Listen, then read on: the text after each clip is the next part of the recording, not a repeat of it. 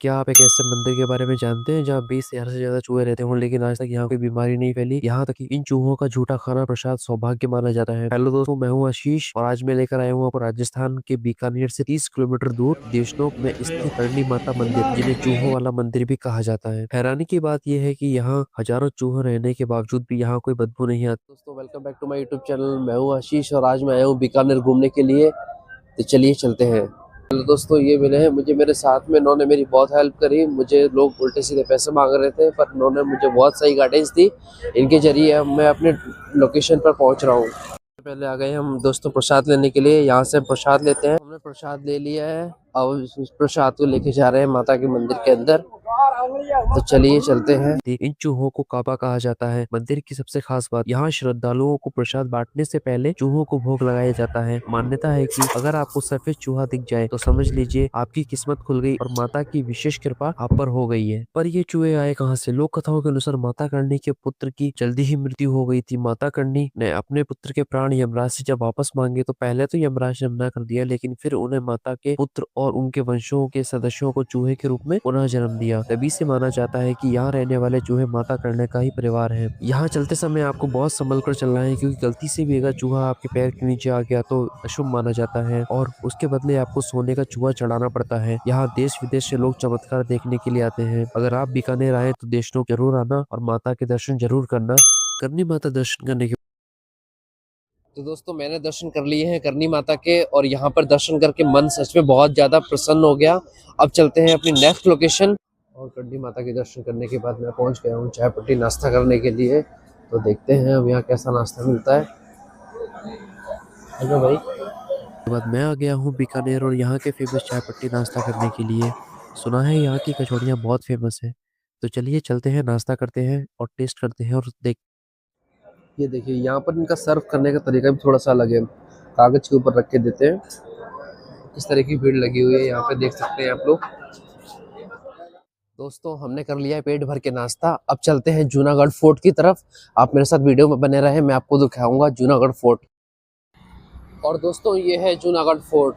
बाहर से कुछ ऐसा दिखता है, अब मैं आपको अंदर से दिखाऊंगा। चलिए चलते हैं। और फाइनली दोस्तों, मैं पहुंच गया हूँ सूरजपोल गेट। गेट के बाहर कीलें इसलिए लगाई गई हैं ताकि दुश्मन अपने हाथियों से गेट को तोड़वाकर अंदर ना आ सके। जैसे ही आप अंदर आएंगे वैसे ही आपको दिखेगा यहाँ की इष्ट देवी करणी माता का मंदिर। Junagadh fort, Udaipur city palace की याद आ जाती है। फिर हमने ले ली है टिकट और टिकट लेकर चलते हैं अब अंदर। सबसे अच्छी बात यहाँ पे ये है कि आपको टिकट के साथ एक गाइड फ्री मिल जाता है, जो कि आपके पूरे ग्रुप को फोर्ट के बारे में जानकारियां देगा। अंदर आते ही सबसे पहले आपको एक महल दिखाई देगा जो कि लाल रंग में बना हुआ है। उसके बाद थोड़ा सा आगे जाके सबसे पहले आपको दिखेगा एक प्लेन, जो कि महाराजा को गिफ्ट किया गया था और ये भारत का सबसे पहला प्लेन था। सबसे पहले लिफ्ट भी यहीं लगी थी और राजस्थान में सबसे पहले इलेक्ट्रिसिटी भी यहीं आई थी। उस टाइम के ब्रिटिश के कपड़े हैं ये। अगर आप पुराना बीकानेर देखना चाहते हो तो कुछ ऐसे दिखते थे। आप इस तस्वीर में देख सकते हो, कुछ ऐसा नजारा था पहले बीकानेर का। यहाँ पर हर कोने में आपको अस्त्र शस्त्र तलवारें देखने को मिलेंगी। उसके बाद आता है रानी का श्रृंगार करने का रूम। यहीं पर रानी अपना श्रृंगार किया करती थी। बंदूकों, शस्त्रों, अस्त्रों की कोई कमी नहीं थी। यहाँ पर 12-12 फीट की बंदूकें यहाँ पर आपको देखने के लिए मिलेंगी। हथियारों का एक अच्छा खासा कलेक्शन था यहाँ पर बहुत सारे दस्तावेज दिए गए हैं जो कि राजा को मिले थे महल को बनाते समय। इस महल को बनाने में उस्त कला का उपयोग किया गया है। महल के अंदर आपको गार्डन भी देखने के लिए मिलेगा और जेल भी। अगर बात करें इस किले की तो जूनागढ़ किले का निर्माण राजा राय सिंह जी ने करवाया था 1579 में और 1902 तक 20 अलग अलग राजाओं ने राज किया था और अलग अलग राजाओं ने यहाँ पर अलग अलग निर्माण भी कराए थे। ये जो आप देख रहे हैं सामने, ये है राजा का कक्ष। यहाँ पर आपको भिन्न भिन्न प्रकार की तलवारें देखने के लिए मिलेंगी जैसे आपने कभी पहले देखी नहीं होंगी। और यहाँ पर कार्य भी कारीगर के द्वारा बहुत बारीकी से किया गया है।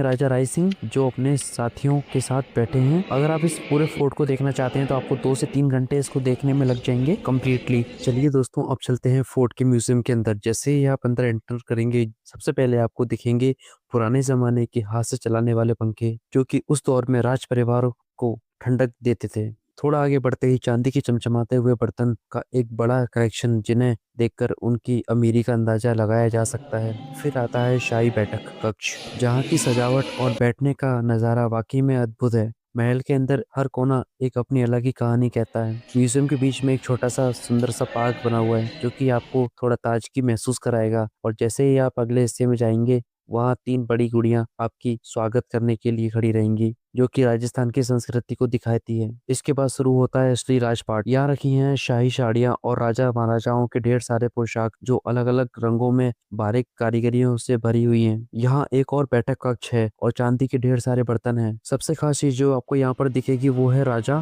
के सोने की जगह। इतना सुंदर बेडरूम कि आप उसे देखते ही रह जाएंगे। बहुत ही प्यारा लग रहा था। और बेडरूम से थोड़ा दूर चलते ही आपको मिलेगा उनका घोड़ा, जो कि बिल्कुल सजा हुआ था वहां पर, जिसे देखकर आपको बहुत अच्छा फील होगा। कैसा लगा आपको जूनागढ़ का ये शाही म्यूजियम, कमेंट में जरूर बताना। फोर्ट के बाद मैं आ गया हूँ बीकानेर की शान रामपुरिया हवेली देखने के लिए। इन्हें प्राइड ऑफ बीकानेर भी कहा जाता है। इन 400 साल पुराने हवेलियों को लाल पत्थर और बारीक नक्काशियों देखकर आप दंग रह जाएंगे। ये विक्टोरियन और राजपूताना स्टाइल का अनोखा संगम है।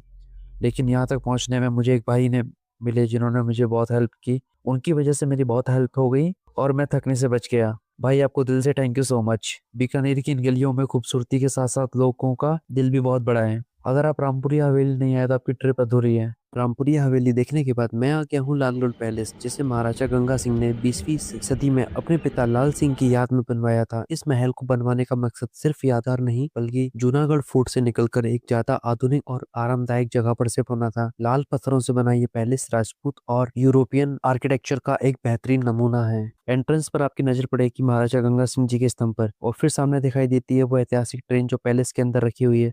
अक्सर लोग हैरान हो जाते हैं कि महल के अंदर ट्रेन क्यों। दरअसल महाराजा गंगा सिंह जी ने बीकानेर की में रेलवे विकास की नींव रखी थी। ये ट्रेन उनकी मॉडर्न सोच, उनके विजन और लीडरशिप की जीती जागती निशानी है। थोड़ा और आगे बढ़ते हैं तो आपको दिखती है उनकी बहुत ही विशाल तस्वीर, पुराने दस्तावेज और उस दौर की ऐतिहासिक कहानियां खुद बयां करती थी। यहाँ रखे सभी बर्तन चांदी के हैं। यहाँ की रॉयल रसोई का सामान देखकर आप सच में सोच में पड़ जाएंगे। साथ ही राजा महाराजाओं के रंग बिरंगे शाही वस्त्र और युद्ध के समय पहने जाने वाले भारी भरकम उस जमाने की शान और शौर्य को दर्शाती है।